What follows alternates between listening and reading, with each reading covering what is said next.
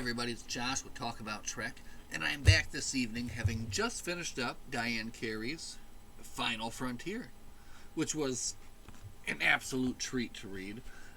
Diane Carey has written a number of wonderful Trek novels, which I've talked about on the channel here, but this was, I think, the earliest one of hers that I have read. And this is, of course, one of the giant Star Trek novels, coming in at a whopping 434 pages. This one I started on June 11th, and again just finished up today. And just a wonderful story, and something different too. Something that's going to kind of give you not your traditional characters. You know, you're getting to meet some new characters. You're getting to look at a new era, and just all done in such a wonderful, exciting way, and just also some interesting framing as well that I really enjoyed too. So looking on the cover here, you have, of course, Captain Kirk in the middle, and then the other two characters are the other two main characters of the book. The one on the right there is George Kirk, James Kirk's father, of course, and on the left is the Romulan Takeo, who plays a huge part in the book as well. So, all right, before we dive in, let's just kind of jump into the cover here. From the cover, Space, Arena for Man's Greatest Journey. Star Trek Final Frontier. In the best-selling tradition of Enterprise and Strangers from the Sky, here is the third giant Star Trek novel, Final Frontier. This is the story of a hero in a moment forever lost to history. It is a tale of Starfleet's early days, of a time before Star Trek we know, the story of a secret mission gone horribly wrong. In an instant in time when the galaxy stood poised on the brink of one final destructive war. It is the story of a ship since passed into legend, and a man we know only as the father of Starfleet's greatest captain. His name is Kirk, Commander George Samuel Kirk. He is a warrior born and bred to battle. Now destiny has placed the fate of a hundred innocent worlds on his shoulders, and put the power of the greatest weapon the galaxy has ever seen into his hands. That is a excellent back cover. It gives you a little bit, but it does not give away, really doesn't give away too much at all. Very well done there. So, as I said, and as the back cover said, this book features George Kirk. I guess before we get into that, let's get into our notes from the book about books here. And basically how this book began, she received a call from her editor, and she was requested to write a story about the launch of a certain starship. Okay? And its first mission, you know. And then she got another call saying, can you add George Kirk to the story? And then she got another call saying, can you also somehow get James Kirk into the story as well? And she said, okay, got to work. And that's how the story came together. And, of course, the certain ship that we're talking about is the Enterprise. And for me, I actually didn't even kind of realize that until we got like a little bit into the book, which was great. So I had no idea that this book was going to be about basically the Enterprise's very first mission, before the ship was even finished, before it was called the Enterprise. It had to go out on this mission, of course commanded by Robert April, and he pulls together this kind of very small crew of experienced, trusted people, except a few that sneak through, and they go off on this rescue mission. But then, you know, as it says, things go bad. Things go horribly awry, and they end up deep within the Romulan territory. So, you know, within that territory, they have to work out, first off, how they got there. Do they have a problem on board? Do they have a saboteur? They have to figure out how are they going to get back. There's so many firsts that they do in here too, because the the whole idea of a starship is like a new thing, which is one of the great things when they, I guess, and also for me going into it, I didn't realize that that's what they were going to be, that the whole story was going to be about. So as George was introduced to the starship, which of course they don't call the Enterprise right off the bat, and just like the awe that kind of comes with it, having never before seen anything so big, so large, and it's on this completely different level than anything that he or anybody else knows about at this point. And when he first sees it and throughout the whole story, it's not marked at all either. So that it's basically a full gleaming white hull, no paint, no markings, no nothing. Inside of the Enterprise itself, or rather the Empress, as they refer to her throughout the story, things aren't done. There's whole decks left unfinished. Basically, they just have the essential things to get things done. So, without going into spoiling the story, stuck in the neutral zone, they have to work their way out. And then on the other side of the story, you have this Romulan commander, and you get his story, you get to get into his story, and then his and George Kirk's stories kind of fold together, and then get into one continuous thing and just ride on to this fantastic conclusion. A very fun ride, and again, any book is going to be better if you're able to devote long periods of time to it, rather than, 10, 15 minutes a night here and there. Luckily with this one, I'm coming off of a 2-day vacation, so that gave me long periods of time at night when I was able to actually just sit down and kind of focus on reading. So, on the opposite side of that coin, I am nearly out of gas. So the quality of me talking about this book may go down slightly, since I should probably be in bed. But I finished the book, and I just had to talk about the book before we moved on to something else, and we went to bed, and the thoughts all, went out of my head. So, final thoughts, non-spoiler wise. If you're looking for a fun Star Trek book that goes away from any characters that this is definitely one of those. So you're introduced to 2 brand new characters, who have a part in the main story, of course, but you're getting all these new characters, this whole new setting, and with this one you're getting the beginning of a new era, I guess, for space travel for everyone in the quadrant, basically. So just very interesting stuff, very fun stuff. Lots of things I hope that I'm able to remember to talk about, but we'll see how it goes. If you don't want to be spoiled, you can go ahead and take off now. We're going to dive deep into what I can remember are the finer points of Diane Carey's Final Frontier. The book is framed with these scenes, basically. Shoot. I'm terrible for forgetting the name of the episode. I want to say The City on the Edge of Forever. Anyway, the Edith Keeler episode, and this is directly after that. And Captain Kirk is upset, and he's back at home in the farmhouse in Iowa, and he's reading these letters from his dad. And his dad had this old-fashioned habit of writing him handwritten letters.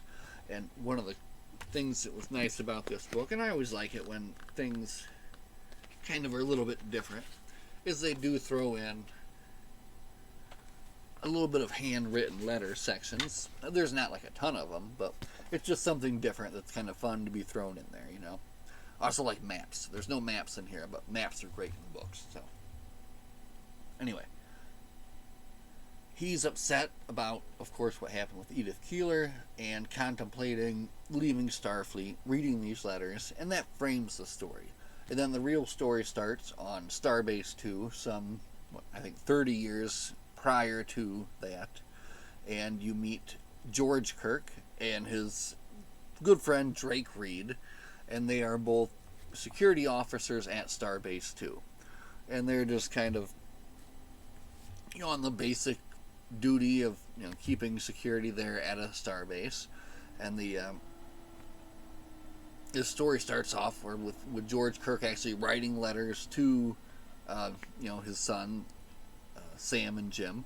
And you can kind of tell the close relationship they have, because his friend Drake can kind of notice and see, that he's kind of upset about something and about what he's writing. So, but then they're both attacked, and basically kind of like chloroformed, kind of basically it sounds like, knocked out, and they wake up on in the brig of some ship traveling at warp.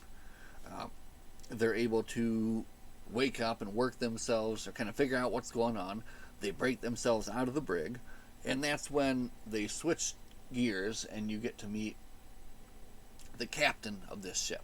And this is Robert April. So at this point, you don't really know too much about Robert April, right? He is I guess at the point of Diane Carey writing this book, Robert April was just a character in the animated series.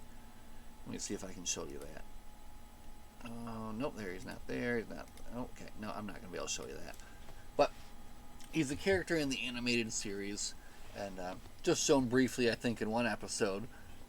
But I love how the author picks up on all the details from that, and then adds that into this character. So he plays a big part in this book, and he's described as like this kind of just very jovial, kind of nice Englishman. He wears like a cardigan sweater over his uniform jacket, and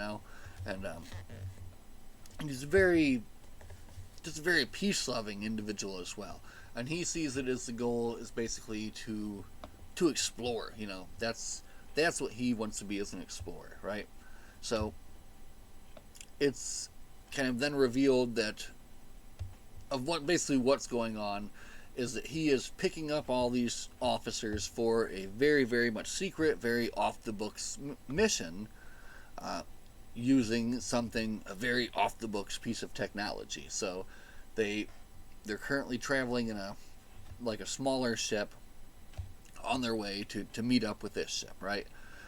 George and Drake break their way out of the brig, which Robert somewhat anticipated, work their way up to the bridge.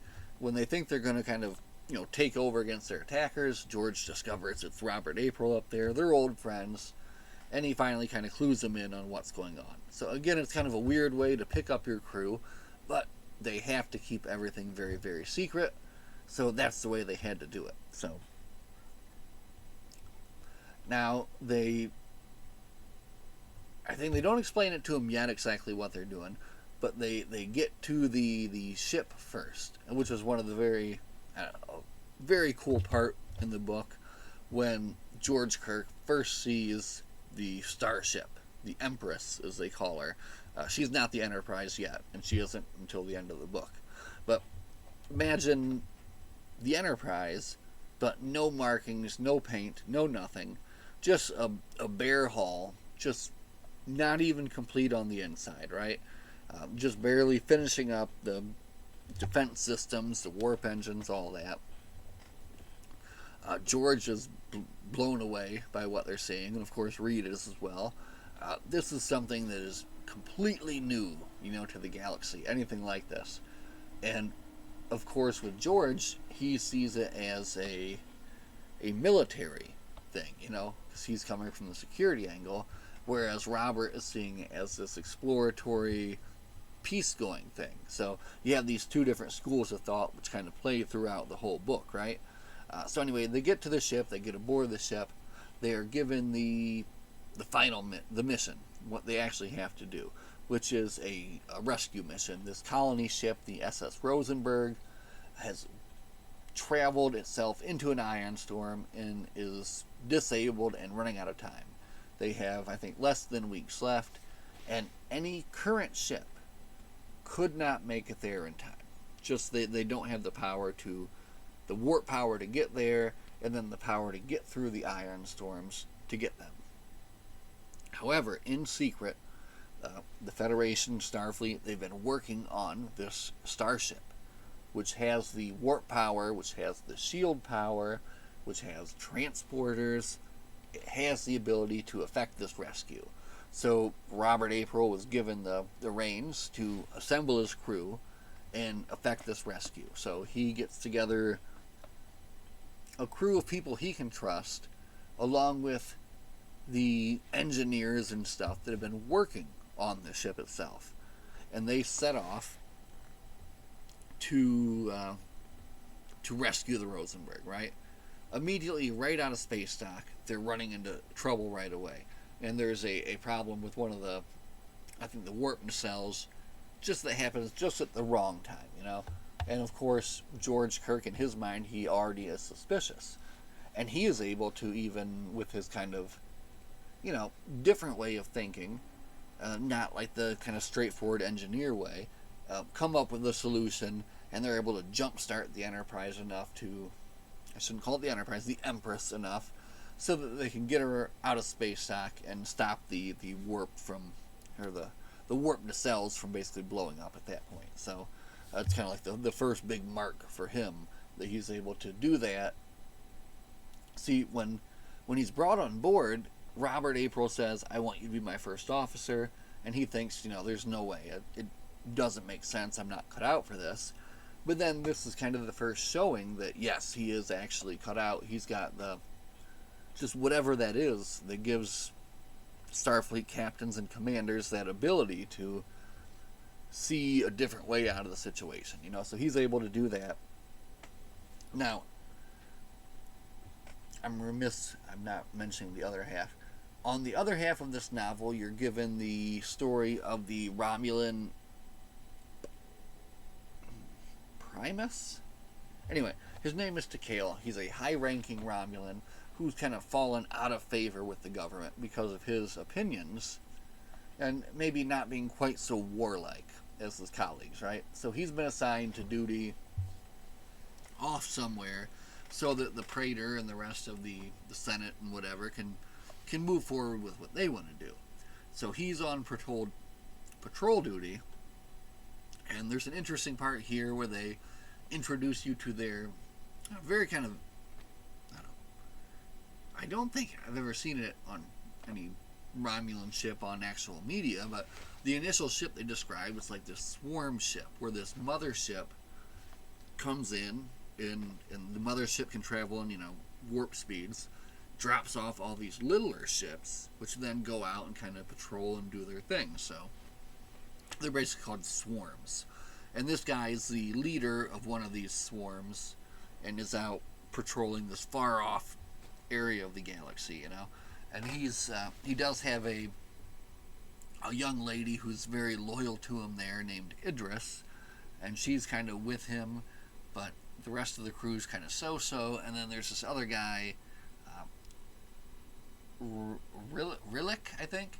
Anyway, and he's on the side of the Senate, and he's against this guy. So that's the other half of the story that you have, and that kind of plays out with Takale, who wants to, you know, he's trying to be a more peaceful person, getting ousted in the situation. So aboard the Empress, what happens is they're able now to leave space dock, and they are able to travel at warp speed just fine. That's going fine. But as soon as they get to the ion storm, they are hit with a huge malfunction. And you learn, I think in the chapter before this, that there is a saboteur aboard. One of the engineers, see, we need to go to sleep. One of the engineers, whose name's Sapphire, has programmed the ship to basically, as soon as it hits the ion storm, do this specific set of things to just screw everything up and affect some plan into motion that we don't really know what it is yet, right? But what happens is basically the ship hits the ion storm, the gravity goes nuts and kind of drives everyone to the floor, and then the ship goes into high warp and shoots itself off in some direction, to which they not know where.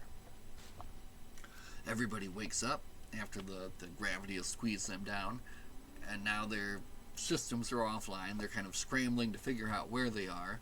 None of the stars are familiar to them. And then here comes this ship coming up, looking very familiar to them as the ship that they encountered, or not they, that was encountered by the Federation years ago in the Romulan War. So, they found themselves deep in the Romulan territories here, and they are fully disabled, and basically a long way away from being able to warp themselves back to Federation territory. And I am getting so hot here. Oh, fanning break. Okay. Oh, is it hot anywhere else where people are living? Because it is so hot here. Oh my god. And when I've been on vacation, I was like cooking. I cooked myself and my family and my children. We all just cooked. We cooked for 2 days. Anyway, back to the story. They're stuck in Romulan territory. The Romulans are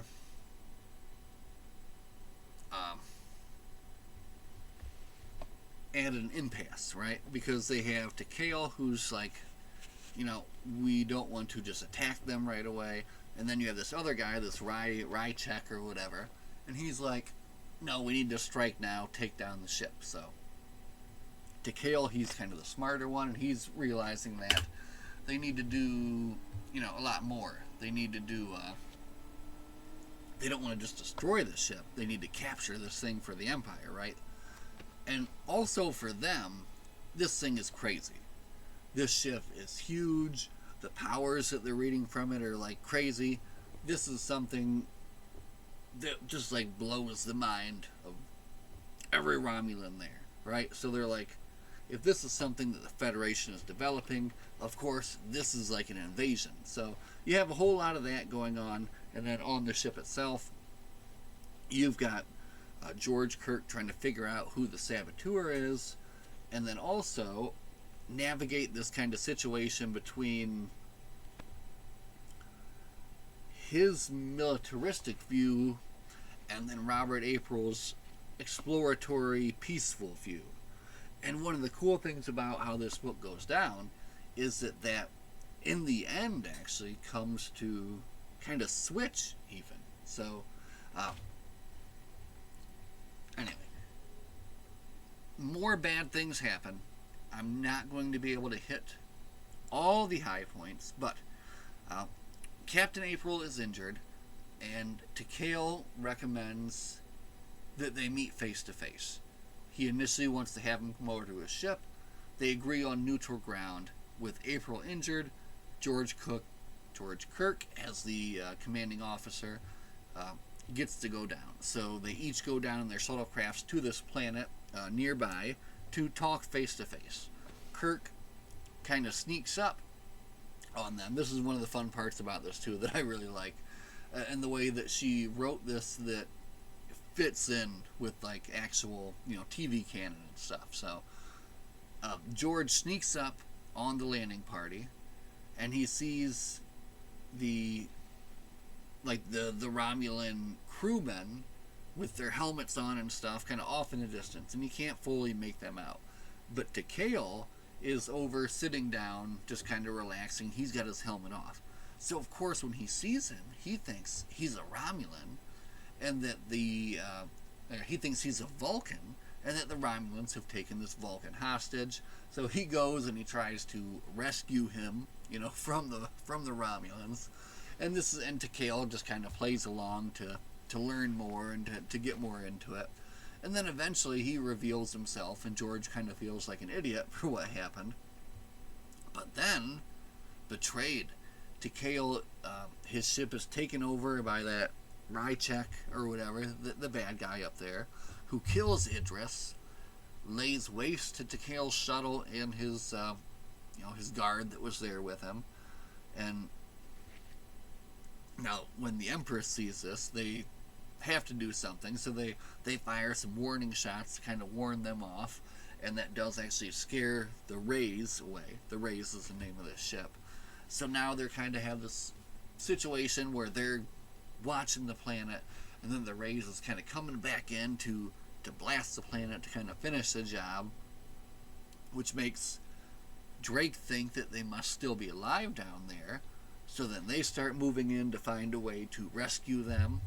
And of course, at this point in time, they do have transporters, which the Romulans don't know about. On the planet, you get a fun little action sequence with George Kirk and Takeo having to escape from this pack of kind of wolf-like creatures where they're slowly climbing up this mountain, fighting these things off, bit by bit, getting closer to each other, becoming friends with each other, And then they get all the way kind of the top of the mountain, the end of the line, they're going to be killed, and at the last moment, beamed them up, So, typical fun Star Trek rescue at the last moment, right? Now, they have to figure out a way to get themselves out of trouble now. They're deep into enemy territory, and they have a friend now, basically, on their side. Takeo's aboard the ship, and they tell everybody aboard the ship that he is just a rescued Romulan, or a rescued Vulcan, so as not to, freak everybody out, right? They bring him to the bridge so that he can give advice, and there's a great part here, too, where the bridge officers catch on, but go along with it, because they kind of figure out what they're doing. They know that this is the right thing to do. So, Takeo tells them basically that there's going to be more swarm coming, followed by this mothership. Everybody's coming to get this Empress. They're coming to get this ship. And Robert wants to run away. George Kirk wants to fight. And Takeo also says, no, you need to fight. You need to fight your way through this. If you run away, it's only going to be worse, for everybody involved. So you have to destroy the swarm and then try to make your escape. So, alright, I'm running way too long here. We're going to wrap this up, and we're going to just briefly kind of summarize the ending here. Oh, so good. This book is so good. In the end, it basically comes around where Takeo has this recommendation. There's some great fighting sequences, and they're able to kind of decimate a majority of the swarm, and they're left with just the rays at the end, which docks with the mothership. They have to find a way to defeat the mothership. So many great scenes going on. I can't go into all of them, but the gist of it is, and the great part in the end, is that George Kirk's kind of thoughts change, where you have Robert April considering this plan. See, the Romulans have amassed an invasion force on the neutral zone. Alright? Takeo's given that away. So, Takeo says, if you want to stop this war, I will tell you how to get to the home world. I will give you the codes, we'll get there, we'll displace the government, right? That's one plan. But George Kirk is initially you would think he would be at the beginning of the book, that would be his plan, right? But he knows that can't be the way. That can't be what they do. And even though April's kind of thinking about it even, so there's this reversal at the end. But then George Kirk comes up with this master bluff plan at the end, where basically they send a message out from their ship to Starfleet, advising them of the situation. And then they get a message back from Starfleet, which they fabricate, basically saying, all of our hidden ships are in place, we're ready to defend. One of the funnest parts about this book, too, is in the end, part of this bluff is that they say that Starfleet has these ships that have the ability to have these invisibility screens go up, right? So they have all these giant warships, just like the Empress. They're ready to go right now in Romulan territory. So this causes the Romulans to withdraw all their troops from the border, end the planned invasion, but then also begin their development of their own invisibility screen, which of course becomes their cloaking device, right? Oh, so cool. So well done. I loved how that was done there at the end. That was very nice. So, in the end, they're able to get their warp drive operational, and they kind of have a couple of options again of what they can do, but they do the right thing thanks to George Kirk's advice by disabling the mothership in a wonderful scene, another great scene, disabling the mothership, and then warping their butts right out of there. And then it's kind of funny. I almost felt like they'd forgotten the mission of the rescue, but they did not. So they do bookend it where they rescue the people on board the Rosenberg, get them to safety, and then of course the book kind of bookends too with Captain Kirk deciding not to leave Starfleet. He was kind of going back and forth after the Edith Keeler thing. And there's a nice little scene too where he returns to the Enterprise after all that, and is kind of describing all of his main crew, you know. And I think that was really well done too. So, and then in the end, I found out that this book has a sequel. All right, so like I'm gonna dive right into what did I do with it? Oh man, I lost my book already, everybody. Oh, no, it doesn't. I didn't. I found it. It's right here. Best Destiny. 15% off, apparently. I should peel that sticker off, but I won't. Anyway, Best Destiny, which is a not direct sequel, but a follow-up to this story. So this is going to be fun. I always like to do that. If I find out that there's a sequel, just dive right into it right after, you know, so you can kind of continue that story that's going on in your head there. So, wow, I've talked for way too long about Diane Carey's Final Frontier, and I didn't even get to mention so many things, so many characters. Man, I'm actually like, I could do a part 2, but I won't. I don't have the time to do that, and I'm really tired. I need to go to bed. But before I do that, I'm probably going to do another stupid little video about toys or something. I don't know. All right, everybody.